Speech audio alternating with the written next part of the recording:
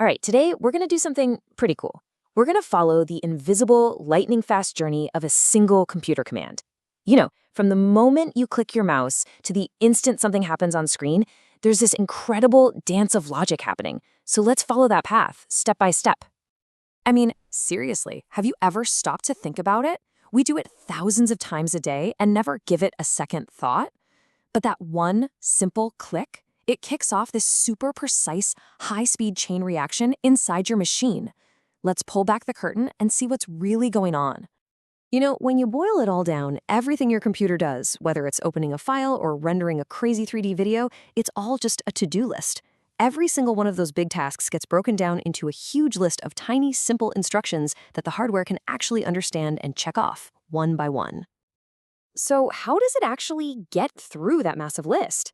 Well, your computer's processor, its brain, follows this fundamental repeating cycle for every single thing it does. You can think of it as the very heartbeat of the machine. It's the rhythm that powers everything. And this is it. This is the cycle. What's kind of crazy is just how simple it is. It's called the fetch, decode, execute cycle, and it is the absolute core of all computing. The CPU fetches an instruction from memory, it decodes it to figure out what it's supposed to do, and then it executes it. And this isn't happening once or twice. We're talking billions of times every single second. So who's doing all this work? Well, let's meet the main character in our story, the central processing unit, or the CPU. It's the brain of the whole operation. It has all the circuitry it needs to process your commands, store data, and spit out a result. The easiest way to think about the CPU is like a tiny little office. You've got the control unit, who's basically the project manager. It reads the to-do list and tells everyone what their job is. Then you have the arithmetic logic unit, or ALU. That's the brilliant calculator in the corner that just crunches all the numbers and makes all the logical decisions. And the registers, they're like little sticky notes on the desk. Super fast, temporary spots to jot down the exact numbers the CPU needs right this second. Okay, let's zoom in on that project manager for a second, the control unit. Its job is absolutely critical. It has to take a command that seems simple to us, like add two numbers, and translate it into the absolute smallest, most basic steps the hardware can physically perform. And this is a really key idea. A command like add two numbers is actually way too complicated for the raw hardware. It has to be broken down even further. Each of these tiny, fundamental little commands is called a micro instruction. It's like a single muscle twitch in a much larger movement. And when you string a few of these micro instructions together, you get what's called a microprogram. So the recipe for adding two numbers might have 4 tiny steps. First, load the first number, then load the second number, then do the addition, and finally, store the answer. It's this insane level of detail that makes the whole thing work. Now, it turns out engineers have 2 main ways to build this project manager. A hardwired unit uses fixed logic circuits. It is blazing fast, but it's totally rigid. Its abilities are literally etched into the silicon. On the other hand, a microprogrammed unit stores its instructions in a special kind of memory that you can update. This makes it way more flexible, but it comes at the cost of a little bit of speed. It's that classic engineering trade-off. Do you want pure speed or do you want adaptability? Okay, so the CPU has its instruction, right? But to actually do anything with it, it almost always needs data. And getting that data means it has to go on a hunt through the computer's memory system, which it turns out is organized in a really clever way.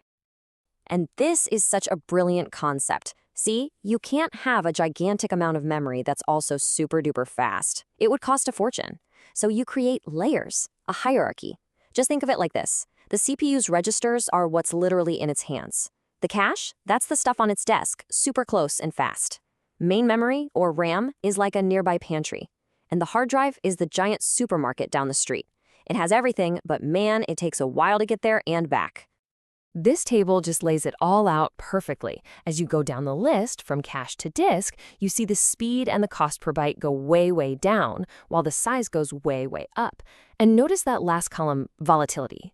Cache and RAM are volatile, which means they forget everything when you turn the power off. Your disk is non-volatile, which is why, thankfully, your files are still there when you reboot your computer. But what about when you need to move a huge chunk of data, like loading a big video file?